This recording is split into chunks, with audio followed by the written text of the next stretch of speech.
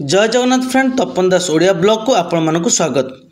आज भद्रक रे गोटे प्राइवेट ट्रेनिंग होता जो शिखा धूप फिनाइल और उजाला।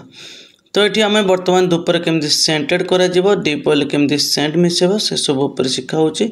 सेंट को मिसेबा आ मिसेबा परे केमती ताकू भलसे सेव करके रखिबा आ जेमती आम सेंट न उड़ी जिवो।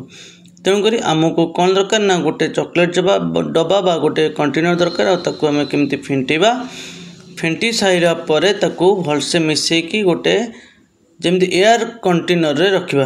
तापर आम कौन करवा ना भलसे मिसेकी रखीदबा पर आम ए शिखा धूपकाठी केमती तैयारी हुए। ये हूँ गोटे मानुआल मेसीन जोटा पादरे चले।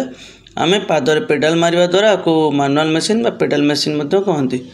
तो केमती आपण मैंने धूप तैयारी करेंगे सिलिंडर केमती लगे तार कौटी धूप पशे और तार रॉकेट नोजल ये सब उपर शिखा जाऊला।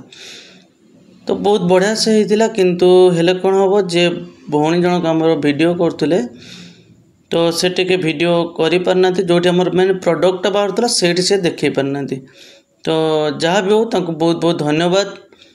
से वीडियोटा भी तो कर जहाँ भी हो। तो नेक्स्ट टाइम आम ध्यान देवु जे केमती भल सुंदर भाव आप जिन देखिपर। धन्यवाद।